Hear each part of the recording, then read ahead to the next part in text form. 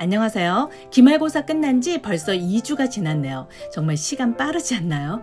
이번 주엔 여름방학을 할 텐데 아침에 곤히 자는 아이 학교 가라고 깨우지 않아도 되니까 좋기도 하지만 학교 급식 대신에 엄마인 제가 식사 준비를 해야 한다는 사실은 좀 우울해집니다. 언제쯤이면 주방과 친해질까요? 아이들 몸보신 시켜주신다고 사내진미 해주시는 엄마도 정말 대단하세요. 수다는 그만하고 오늘 할 이야기 말씀드려 볼까요? 저희 첫째가 중학교 2학년이니까 이번 2학년 1학기는 내신 시험을 처음 보게 된 건데요. 그래서 그 시간을 준비하고 긴장감 있는 시험 기간을 보내는 아이를 보면서 같은 시간 제가 생각했던 것들이 있었어요. 아이가 시험 준비를 할 때나 시험 기간에 부모는 어떻게 해야 하는 것이 좋겠구나를 정리해 봤었는데요. 오늘은 그 생각들을 공유해 볼까 합니다. 그럼 시작하겠습니다. 저희 첫째는 감사하게도 자기 주도적인 학습을 하는 아이예요. 그래서 학기 중에도 꾸준히 예습과 복습 그리고 선행 공부를 열심히 하고 있는데요. 그렇게 스스로 열심히 해주는 아이이기 때문에 시험 준비도 잘할 거라 의심을 하지 않았어요. 초등학교 때나 작년인 중학교 1학년 때도 수행평가나 단원평가들을 스스로 챙겨서 좋은 점수를 받아왔었으니까요. 그런데 첫 내신 시험이라는 긴장감 때문이었을까요? 아니면 여러 과목을 며칠 동안 몰아서 보기 때문일까요? 중간고사 준비할 때의 일인데요. 시험 준비는 4주 전부터 해야 한다는 것은 알고 있던데 4주 전에 저에게 그러는 거예요. 엄마, 시험 준비는 4주 전부터 해야 한다고 해서 계획표를 짜려 하는데 어떻게 해야 할지 모르겠어요. 내색은 하지 않았지만 좀 놀랐어요. 사실 미리미리 공부를 해두었고 진도 나가지 않은 과목도 스스로 시험 범위까지 진도 나가면서 공부를 했던지라 시험 기간 역순으로 한 달 계획을 스스로 세우는 게 어렵지 않을 거라고 생각했거든요. 지극히 어른인 제 생각이었던 거죠. 아이와 이야기해보니까 과목별로는 준비를 하겠는데 역사같이 시험이나 테스트를 잘 보지 않았던 낯선 과목들도 있고 해서 3일 동안 보는 시험 기간을 준비하는 것이 걱정도 되고 어떻게 계획을 세워야 할지 모르겠다고 했습니다.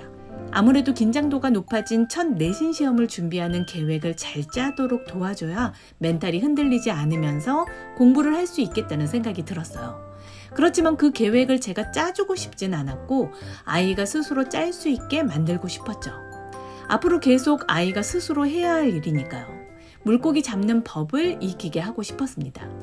이제 중학생이 되었으면 오늘은 여기까지 풀어라, 내일은 무슨 과목을 어떻게 공부해라 하면서 매번 엄마가 공부할 것을 일러주고 체크하고 하는 건 정말 아니라고 생각하거든요.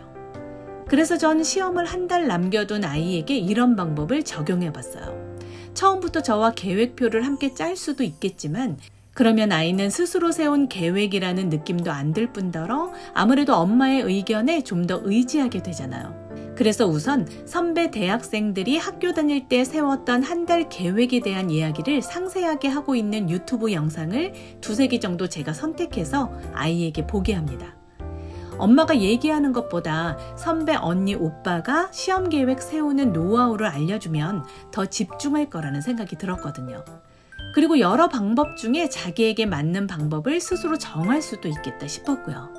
그러는 와중에 아이는 시험 계획을 세우기 위한 생각을 능동적으로 할 거라고 생각했습니다. 그렇게 전체적인 감을 잡고 자기 스타일도 파악하고 나서 직접 계획을 세워보게 했습니다.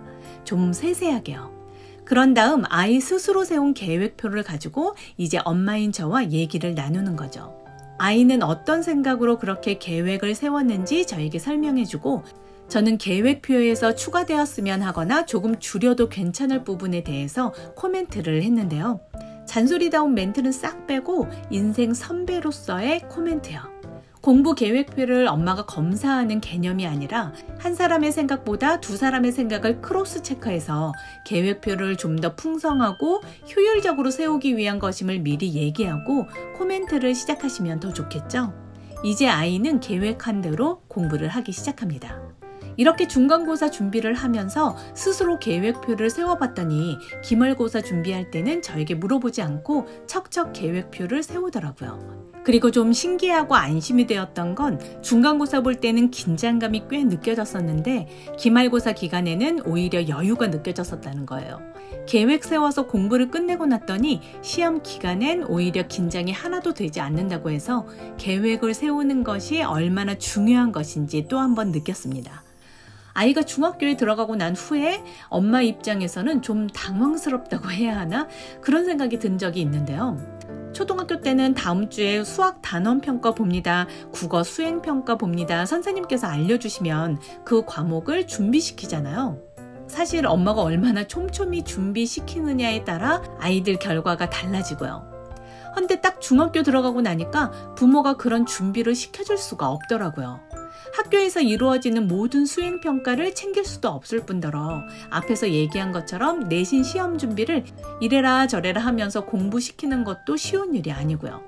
그래서 정말 아직 초등학생인 둘째의 자기주도 학습 역량을 키우는데 초집중해야겠다는 생각을 자주 하게 되기도 하는데요. 아이가 열심히 시험 준비를 하고 있으면 끼어들 틈이 없더라고요. 게다가 자기 방 놔두고 도서관 가서 공부를 하니까 더더욱 부모가 영향을 미칠 수가 없고요. 처음엔 저도 좀 아쉬워했었지만 부모의 영향권에서 벗어나서 이제 스스로의 공부를 하는 것이 맞다고 생각합니다. 그런데 그럼에도 불구하고 부모가 관여를 해야 하는 부분이 있더라고요. 이번 기말고사 준비 기간 동안에 있었던 일인데요. 보통 시험 보기 한 주나 2주 전에 수행평가들이 몰려있잖아요. 시험 끝나고 나면 아이들의 집중도가 떨어져서 시험 공부하는 김에 수행평가까지 치르고 넘어간다는 어느 학교 선생님의 말씀도 있었는데요. 그래서인지 정말 시험 전 1-2주 동안 아이들은 수행평가에 파묻히죠. 문제는 내신 시험 준비 기간이라고 학원들도 어마어마하게 과제를 내줍니다. 더욱이 주말마다 부르기도 하고요. 주중에 강의 시간이 끝나고 나서도 자정 너머까지 거듭되는 테스트를 보기도 하는데요.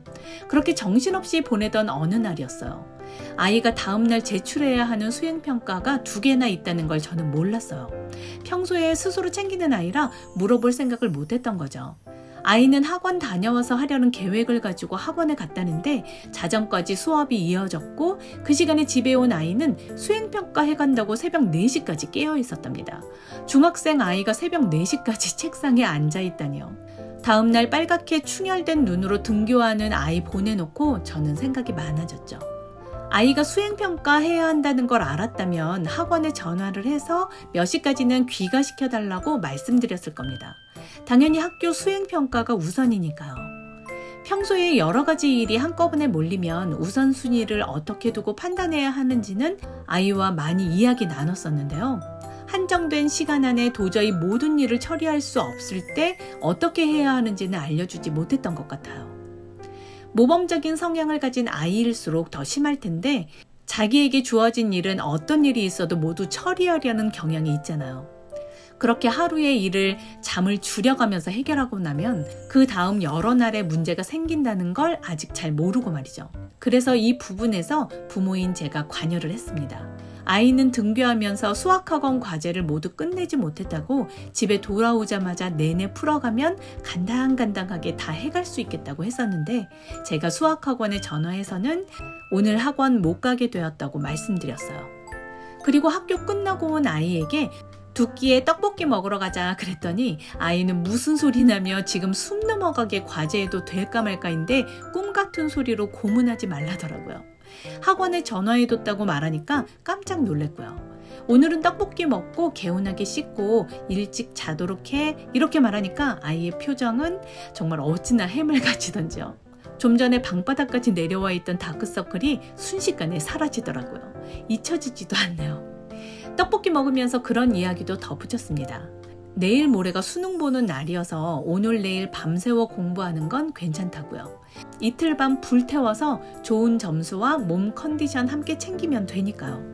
하지만 앞으로 몇 년을 공부해야 할 중학생이 그렇게 새벽 4시까지 잠을 줄이면 그건 여러 날 학업에도 지정을 주고 건강에도 좋지 않다고 말해줬어요. 물론 모든 주어진 일을 잘 해나가려고 한 생각이었다는 건 알고 기특하고 대견한 일이지만 잠을 과하게 줄이는 일이 없도록 정해진 시간 안에 할 수 없는 일이 눈앞에 쌓일 땐 부모와 상의를 해달라고 했습니다.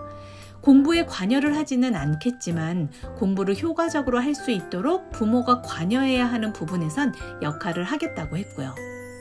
학교에선 수행평가로 열심히 아이들 가르쳐 주시고 영어학원에선 영어시험 잘 보도록 열심히 준비해 주시고 수학학원에선 또 수학시험 잘 보도록 열심히 준비해 주시니 그 모든 열심들이 모여서 아이가 하루 동안 감당할 수 없는 과제를 받아들 때가 종종 왕왕 있더라고요. 시험 준비 기간에 자주 생기는 일이라 더 신경 쓰셔야겠다는 생각이 들었습니다. 물론 학원 한번 빼주면 그걸 기회 삼아서 자주 빠지려 하는 성향의 아이에게는 조심스레 사용하셔야 할 방법이긴 하지만 그렇지 않은 경우라면 우선순위를 정하셔서 아이가 극도로 잠을 줄이거나 건강을 해치는 일이 없도록 적극적으로 스케줄을 조정해 주시는 것을 추천드립니다. 학원 하루 빠졌을 뿐인데 저희 아이는 힘들게 애쓰고 있는 자신을 엄마가 알아봐줬다고 생각한 건지 하지 않던 애교도 피우고 엄마에 대한 신뢰도가 한껏 올라갔다는 느낌을 받게 해주더라고요. 아이를 위한 부모의 관여이지만 이렇게 뿌듯함을 되돌려주기도 했습니다. 그리고 마지막으로는 시험 준비 기간이나 시험 기간에 아이와 다투는 일을 되도록 만들지 않는 거예요. 다른 때라면 잔소리를 하거나 혼을 낼 수 있는 부분도 이 기간 동안만은 조금 참아주자는 거죠.